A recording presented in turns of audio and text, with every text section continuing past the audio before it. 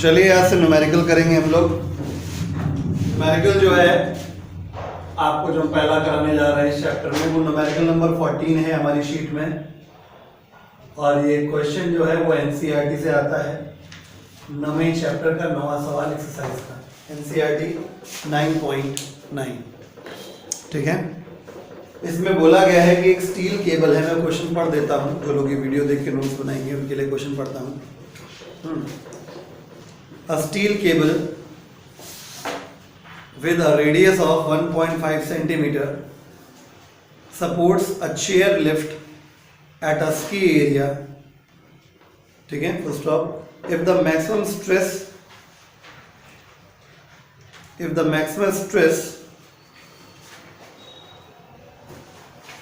is not to exceed 10 to the power 8 Newton per meter square, comma, what is the maximum load the cable can support?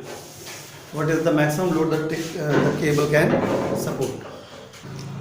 तो question बहुत ही आसान है। एक steel का cable है जिसका रेडियस 1.5 सेंटीमीटर, यानी कहने का मतलब ये है कि अगर मान लेते हैं, अब उसके एरिया में केबल कैसे लगी हुई इससे मतलब नहीं, फिलहाल आपको इसको ऐसे समझिए कि ये वो केबल है और इसका जो क्रॉस सेक्शन होगा वो सर्कुलर होगा ऑब्वियसली। तो इसकी जो रेडियस होगी वो इतनी होगी। तो रेडियस जो है आपकी वो r होगी और इसकी वैल्यू आपको गिवन है, तो मैं साइड में लिख देता हूं। r की वैल्यू हमें गिवन है 1.5 समथिंग सेंटीमीटर। तो इसका मतलब हम रेडियस की value 1.5 into 10 to the power -2 metre ले सकते हैं। रेडियस दे दीजिए, रेडियस से जुगाड़ एरिया ऑफ क्रॉस सेक्शन का हो जाएगा, क्योंकि अगर ये सर्कुलर क्रॉस सेक्शन है तो एरिया निकाल सकते हैं A = πr²। तो क्लियर है। तो जो केबल है हमारी उसको मैंने ऐसे ड्रॉ कर दिया है। उसका क्रॉस सेक्शनल मतलब केबल जब भी बोली जाएगी, जब तक स्पेशली मेंशन ना किया जाए कोई और शेप, आप हमेशा यही मान के चलेंगे कि उसका शेप जो है वो सिलेंड्रिकल शेप है।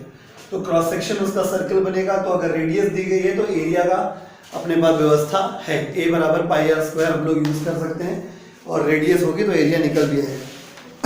इसमें बोला ये गया है जो मैक्सिमम स्ट्रेस ये झेल सकता है, सिग्मा मैक्स, जो मैक्सिमम स्ट्रेस है इसकी वैल्यू जो ये झेल सकता है वो 10 to the power 8 Newton per metre square है। ठीक है, what is the maximum load the cable can support, यानी मैक्सिमम लोड मतलब मैक्सिमम फोर्स, कितना अधिकतम फोर्स ये सपोर्ट कर सकता है ताकि ये टूटे ना। आई वाज ऑन, बहुत सिंपल सा बात है। अपने पास स्ट्रेस का फॉर्मूला होता है, वी नो दैट स्ट्रेस = होता है फोर्स अपॉन एरिया। ठीक है, तो अगर आपका स्ट्रेस मैक्सिमम लेना है तो फोर्स भी मैक्सिमम लिया जाएगा। आई वाज ऑन में भाई, जब आप मैक्सिमम फोर्स लगाओगे तभी तो मैक्सिमम स्ट्रेस आएगा। ठीक है, तो maximum stress 10 to the power 8 है। मैक्सिमम फोर्स हमें निकालना है, जिससे ज्यादा फोर्स अगर कर दिया जाएगा तो केबल टूट जाएगी। राइट, ये तो बोला गया maximum stress 10 to the power 8 बर्दाश्त कर सकता है, यानी इसके आगे अगर तुमने फोर्स लगाया तो स्ट्रेस और आगे हो जाएगा और केबल टूट जाएगी। और एरिया के लिए क्या लगाएंगे, πr²। Got it. तो 10 टू द पावर 8 हो गया। F मैक्स हमें निकालना है, एरिया 22/7 हो गया। R का वैल्यू जो है वो 1.5 इंटू 10 टू द पावर -2 का होल स्क्वायर हो जाएगा। F मैक्स कितना आ जाएगा सॉल्व करने पर 7.07 into 10 to the power 4 newton. Got it. ठीक है, इस क्वेश्चन में बोला गया था कि एक स्टील केबल है जिसका रेडियस दिया गया, रेडियस दिया गया मतलब एरिया की व्यवस्था है। ठीक है, और चेयर लिफ्ट को ये सपोर्ट करता है इसकी एरिया में। ठीक है, तो मैक्सिमम स्ट्रेस जो झेल सकता है 10 to the power 8 Newton per metre square झेल सकता है। तो बताइए कि मैक्सिमम फोर्स कितना झेल सकता है, यानी मैक्सिमम लोड कितना झेल सकता है। ठीक है, वो हमने कैलकुलेट कर लिया, इसको कॉपी कर लीजिए। तो देखिए भैया क्वेश्चन नंबर 25 जो कि एनसीईआरटी से आता है।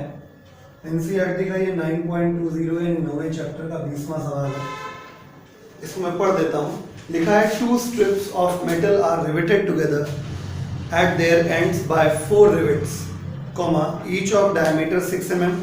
What is the maximum tension that can be exerted by the riveted strip if the shearing stress on the rivet is not to exceed 2.3 into 10 to the power 9 Pascal. Assume each rivet is to carry 1/4 of the load. ठीक है, यानी कि एक rivet पे जो load, पूरा जो total applied load है, ठीक है, समझने के लिए आप बना देंगे फिगर, लेकिन बहुत ज्यादा फिगर की रिक्वायरमेंट नहीं है। मान लीजिए ये 2 मेटल की प्लेट्स हैं, मेटल की स्ट्रिप्स हैं, ठीक है, और हमने 4 रिवेट ऐसे लगा दिए। रिवेट से क्या कर दिया मैंने, फिक्स कर दिया इसको। रिवेट मान लीजिए, कीले मान लीजिए, कुछ भी करके 4 हमने इस तरीके से चीजें लगा दी है जिससे फिक्स हो गया। ठीक है, अब इस वाली शीट को हमने फिक्स कर दिया, सपोज ये हो गया हमारा फिक्स्ड। ठीक है, और हमने जो टोटल फोर्स लगाया है F, उससे खींच रहे हैं, तो ऑब्वियसली एक रिवेट पे जो फोर्स मिलेगा वो टोटल फोर्स का बाय फोर्थ है। ऐसा क्वेश्चन में भी कहा गया है, ऐसा हमें लॉजिकली भी समझ में आ रहा है कि जब हम एक शीट को फिक्स करके दूसरी शीट को खींचेंगे तो जितना भी हम फोर्स लगाएंगे वो इक्वल रिवेट्स में इक्वल शेयर हो जाएगा। यानी अगर हम एक रिवेट की बात करें, फॉर 1 रिवेट अगर हम बात करें, तो फॉर्मूला अगर हम लगाएं stress is equal to force upon area, तो माय डियर पहली बात तो ये F डैश हमें करना पड़ेगा। ठीक है, क्योंकि एक रिवेट पे जो फोर्स है वो F डैश है। ठीक है, तो जो रिवेट है, ठीक, तो sigma is equal to F dash upon A हो गया। ठीक है, तो अब हमें क्या बोला गया है कि जो मैक्सिमम है, यानी यहां पे देखो मैक्सिमम वाला केस है कि एक रिवेट जो मैक्सिमम स्ट्रेस सहन कर सकती है, यानी आपको स्ट्रेस का, रिवेट की स्ट्रेस का मैक्सिमम वैल्यू दिया है, यानी हम फोर्स का भी मैक्सिमम वैल्यू कैलकुलेट कर सकते हैं। आई बात समझ में? ठीक है, तो इसकी वैल्यू कितनी दी हुई है हमें क्वेश्चन में, मैक्सिमम स्ट्रेस जो हो सकता है रिवेट पे जो लगाया जा सकता है, वो कितना है 2.3 इंटू 10 टू द पावर 9। समझ गए? F डैश कितना होगा, F बाय 4, तो F बाय 4, एरिया कितना हो जाएगा, रेडियस दिया गया तो पाई आर स्क्वायर, कोई दिक्कत। तो ये वैल्यू इसको सॉल्व कर सकते हैं हम लोग, यानी F इज इक्वल टू कितना हो जाएगा 2.3 into 10 to the power 9 into 4, और ये पाई का वैल्यू 22/7, और R का वैल्यू कितना हो जाएगा। देखिए डायमीटर जो रिवेट का दिया गया है, डायमीटर जो रिवेट का दिया गया है वो 6 mm दिया गया है, इसलिए रेडियस जो हो जाएगी इसकी वो 3 mm हो जाएगी। 3 mm बोले तो 3 into 10 to the power -3 metre हो जाएगी। तो कुल मिला के जो पाई और R की बात जो 3 इंटू 10 टू द पावर -3 इसका होल स्क्वायर हो जाएगा। जब हम इसको सॉल्व करेंगे तो 260.2 into 10 to the power 3 newton हो जाएगा। F is equal to 260.2 kilo newton. ठीक है, यही एनसीईआरटी में दिया हुआ है, एक बार मैं फिर से एक्सप्लेन कर दे रहा हूं इसको। इस क्वेश्चन में बोला गया था कि 2 प्लेट्स हैं, 2 स्ट्रिप्स हैं मेटल की, जिसमें से एक को फिक्स कर दिया और दूसरे को पकड़ के खींचा जा रहा है। दोनों स्ट्रिप्स को फर्मली फिक्स रखने के लिए यहाँ पे 4 रिवेट लगाई गई हैं। रिवेट में जो टोटल फोर्स हम यहाँ लगाएंगे उसका बाय फोर्थ डिस्ट्रीब्यूट हो जाएगा, यानी कि हमें बेसिकली निकालना ये था कि कितने फोर्स से हम प्लेट को खींच रहे हैं। ठीक है, लेकिन डेटा जो हमें दिया गया था वो रिवेट के हिसाब से दिया गया था। ठीक है, तो रिवेट पे जो फोर्स लगेगा वो F डैश हो जाएगा, यानी टोटल फोर्स का बाय फोर्थ हो जाएगा। यानी हम पूरी कैलकुलेशन एक रिवेट के हिसाब से करेंगे। तो एक रिवेट के लिए sigma is equal to F upon A, तो एक रिवेट का maximum stress is equal to rivet के ऊपर लगने वाला maximum force upon area of the rivet. Maximum force of the rivet जो हमें लग रहा है यहाँ पे वो कितना होगा, टोटल अप्लाइड फोर्स का बाय फोर्थ हो जाएगा। एरिया पाई आर स्क्वायर हो जाएगा, ये दिया हुआ है, पाई का वैल्यू 22/7 है, आर की वैल्यू है, सॉल्व कर लिया, आंसर आ गया। अब अगला सवाल क्वेश्चन नंबर 30 है मेरी शीट का, मैं क्वेश्चन पढ़ता हूँ पहले। क्वेश्चन लिखा है, a material breaks up under a stress of 20 into 10⁵ newton per metre square, full stop, if the density of the material is 2.5 into 10⁻³ kg per metre cube, comma, calculate the length of a wire made of this material which on heating may break under its own weight, full stop, g का value 9.8 metre पर second square. जो question मैंने अभी पढ़ा वो मेरी sheet का question number 73 है।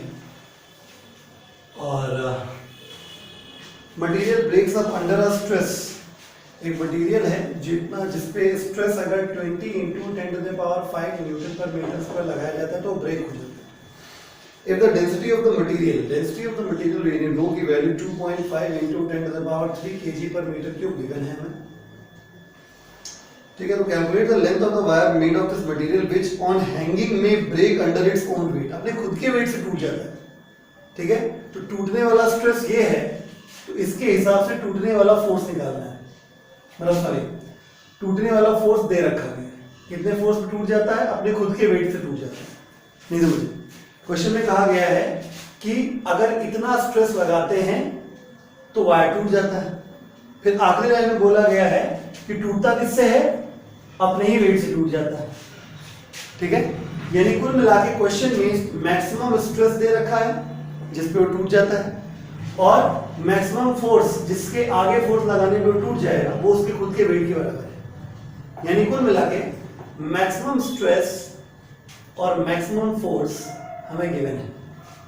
अब सवाल उठता है कि वेट कैसे निकलेगा। वेट का फॉर्मूला होता है m/g, ठीक है, और मास का फॉर्मूला होता है density into volume, density into volume into g. Volume का फॉर्मूला होता है area into length, density into area into length into g. इस प्रकार से ये फोर्स का एक्सप्रेशन हो गया, ठीक है। तो हम जानते हैं, यू नो दैट, क्या जानते हैं, stress is equal to force upon area. तो अगर आप मैक्सिमम स्ट्रेस लगाएंगे तो मैक्सिमम फोर्स लेना पड़ेगा। मैक्सिमम स्ट्रेस जो लगाया जा सकता है इसके बाद वो टूट जाएगा, वो 20⁵ है, और मैक्सिमम फोर्स हो जाएगा density into area into length into g. मतलब उन बच्चों के लिए मैं यहाँ पे कहना चाहता हूँ कि कृपया करके अगर आपको कभी मास से रिलेटेड फॉर्मूला पता है, वो आपको डेंसिटी गिवन है, तो प्लीज़ इस दिमाग पे जरूर जाएं। हमेशा ऐसा जरूर सोचें कि मास को कन्वर्ट किया जा सकता है डेंसिटी इंटू वॉल्यूम में, और वॉल्यूम को एरिया इंटू लेंथ जैसा लिखा जा सकता है, ठीक है। तो इस प्रकार से आप जरूर सोचें। और देखिए एरिया से एरिया कैंसिल हो गया, इस क्वेश्चन में एरिया नहीं गिवन था, ठीक है, इसी वजह से नहीं गिवन था क्योंकि एरिया से एरिया कैंसिल हुआ। बाकी डेंसिटी दे रखी गई है 20 इंटू 10⁵, डेंसिटी दे रखी गई कितनी 2.5 इंटू 10⁵, और लेंथ का वैल्यू यही तो निकालना है, ठीक है, लेंथ निकालना था। ग्रेविटी की वैल्यू 9.8 है, और बस नीचे तो कुछ है ही नहीं, 1 हो चुका तो पहले ही, ठीक है। तो बस सॉल्व कर लेंगे तो एल का वैल्यू 81.6 मीटर आ जाएगा आफ्टर सुपरफास्ट कैलकुलेशन, नोटेड। अब हम लोग पढ़ेंगे स्ट्रेन। स्ट्रेन क्या होता है? स्ट्रेन, स्ट्रेस आप पढ़ चुके हैं, आपने ये नोटिस किया कि हम अल्टीमेटली फोर्स लगाते हैं किसी बॉडी पे, तो बॉडी की डायमेंशंस में कुछ चेंजेस आते हैं, ठीक है। अगर हम फिर से वही सरल वाला एग्जांपल उठाएं, तो मान लीजिए कि हमारे पास ये एक रिजिड सपोर्ट है और हमने एक तार को यहाँ पे लटका दिया है, और तार को लटकाने के बाद मैंने इस पर फोर्स लगाया है, तो ऑब्वियसली इसकी लेंथ अगर पहले से ही एल है तो खींचने पर ऑब्वियसली कुछ ना कुछ लेंथ इसकी बढ़ेगी जरूर, ये बात तय है। आई बात समझ? तो इसको मैं डेल्टा एल कह सकता हूँ, चेंज इन लेंथ। तो आपने जब बॉडी पे फोर्स लगाया, ये यूं कहें कि आपने स्ट्रेस जब अप्लाई किया, तो कितना चेंज आ गया किसी डायमेंशन में अपॉन वो डायमेंशन पहले से कितनी थी, ठीक है। आपने यहाँ पे लॉन्गिट्यूडनल स्ट्रेस लगाया है, तो ऑब्वियसली हम कल पढ़ा चुके हैं लॉन्गिट्यूडनल स्ट्रेस में क्या होता है, लेंथ चेंज होती है। तो लेंथ कितना चेंज हुआ अपॉन पहले से लेंथ कितना था, इस रेशियो को हम लोग कहते हैं स्ट्रेन। अब ये सिर्फ एक इजी एग्जांपल है, ठीक है। अलग अलग जगह पे स्ट्रेन अलग अलग होती है, जैसा मैंने बताया था। वैसे मैं आपको एक क्लियर एक आइडिया दे दूं, जैसे मैंने आपको कल 3 प्रकार की स्ट्रेस पढ़ाई थी, वैसे ही एग्जैक्टली 3 प्रकार की स्ट्रेन होती है, और एग्जैक्टली 3 प्रकार का मॉड्यूलस ऑफ इलास्टिसिटी होता है। फ्यूचर में जैसे हम आगे बढ़ेंगे ये सबको 3-3 प्रकार का आता जाएगा।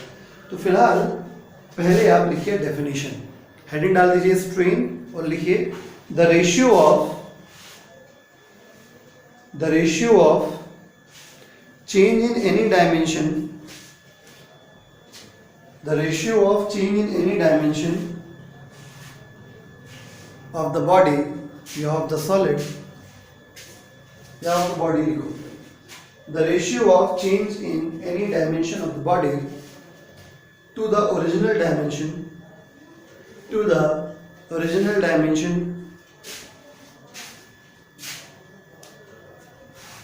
is called strain.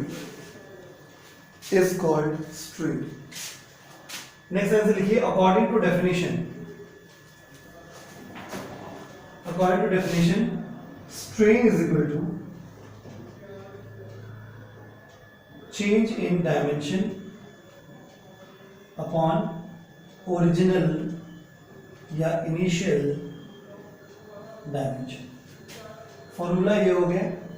Common sense की बात है कि ये रेशियो है, क्योंकि ऊपर जो क्वांटिटी है वही क्वांटिटी नीचे. मैंने एग्जांपल में आपको लेंथ वाला एग्जांपल समझाया, ऊपर जो क्वांटिटी होगी वही नीचे क्वांटिटी होगी. इसका मतलब 100% ये रेशियो है, और रेशियो में कभी भी यूनिट नहीं होता. ठीक है, इसका मतलब मैं ये कहना चाह रहा हूँ कि स्ट्रेन जो होता है वो यूनिटलेस होता है.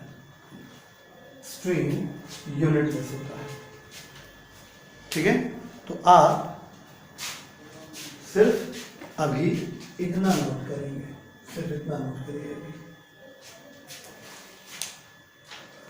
चलिए अब आगे हम लोग पढ़ेंगे टाइप्स ऑफ स्ट्रेन. हेडिंग डालिए types of strain.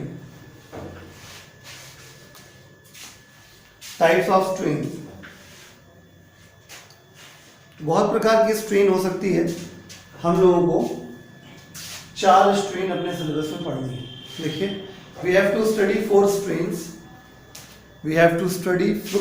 strains, out of which 3 are as follows. एक बाद में पढ़ाएंगे, एक को थोड़ा स्पेशल टाइप का केस है. ठीक है, we have to study 4 strains, out of which 3 are as follows. Number 1, longitudinal strain.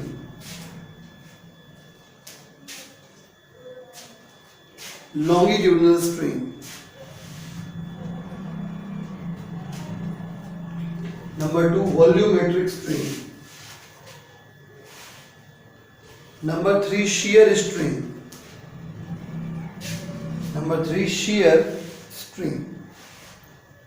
Heading डाल दीजिए लॉन्गिट्यूडनल स्ट्रेन. तो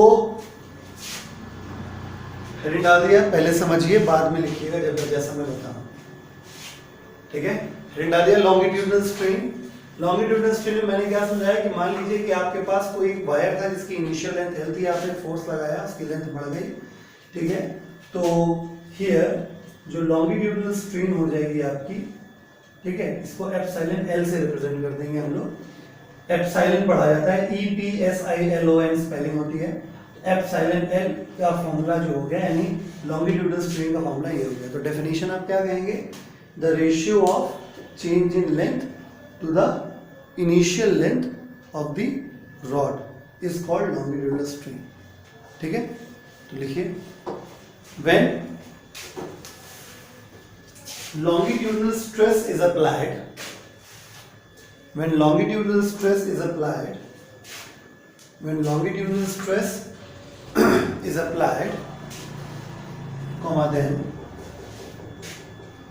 the ratio of change in length to the initial length, then the change in length to the initial length of the rod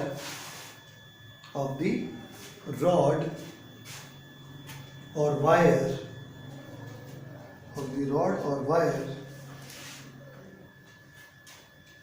is called longitudinal strain.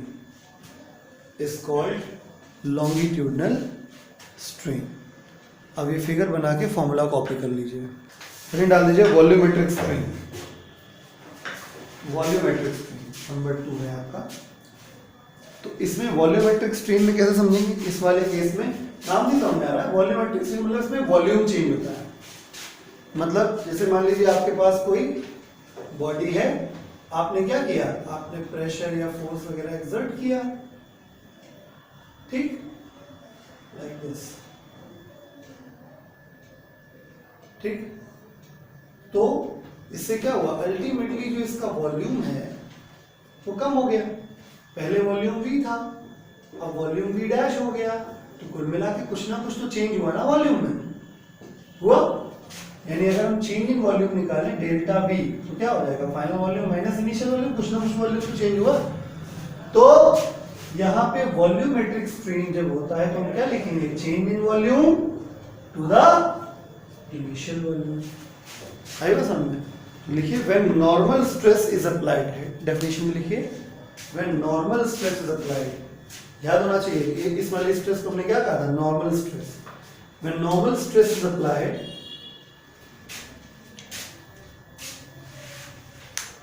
then the ratio of change in volume the ratio of change in volume of the body to its initial volume, change in volume of the body to its initial volume, the ratio of change in volume of the body to its initial volume is called volumetric strain, is called volumetric strain। आप ये diagram बना के formula note कर लीजिए। चलिए अब बात कर लेते हैं shear strain के बारे में। तो हेडिंग डाल दीजिए shear strain। shear strain में हम लोग shear stress अप्लाई करते हैं। shear strain तब आएगी जब shear stress अप्लाई करेंगे। इसके लिए याद करिए, मैंने कहा आपको डायग्राम बताया कि मान लीजिए कि हमारे पास एक ये सॉलिड क्यूबॉइड टाइप की चीज है, क्यूब टाइप की चीज है।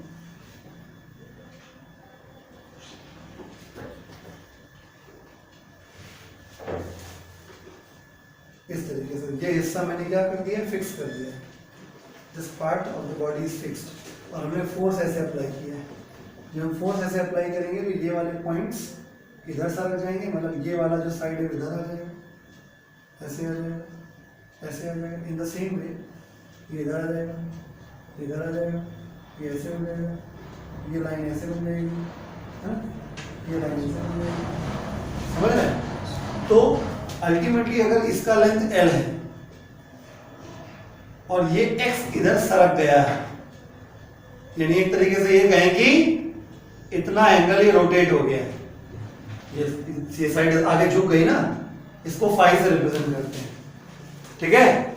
तो यहां पे जो shear strain होता है वो कैसे डिफाइन किया जाता है, कितना साइड में शिफ्ट हुआ अपॉन उन दोनों साइड्स, मतलब जिस पे फोर्स लगाया गया और जिसको फिक्स किया गया, उनके बीच का परपेंडिकुलर डिस्टेंस कितना है, x अपॉन l। बात समझ में आ गया?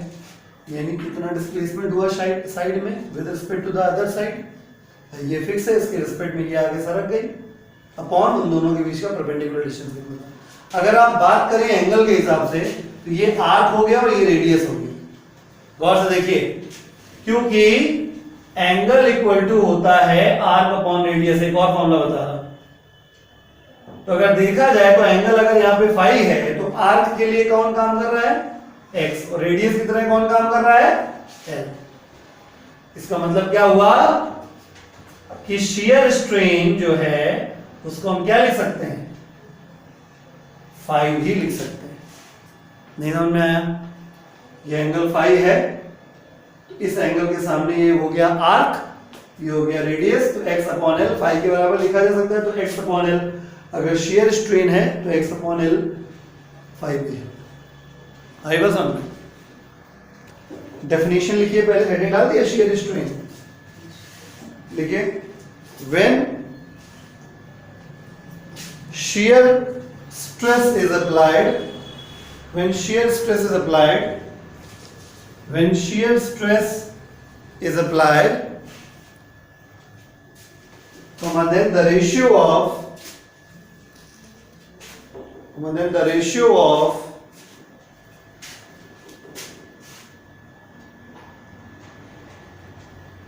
displacement of the face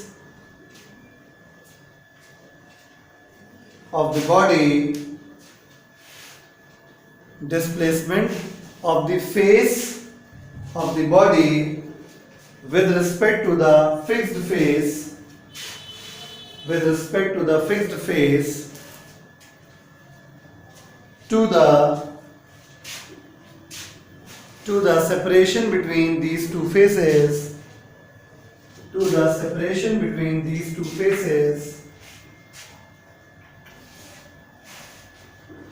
is called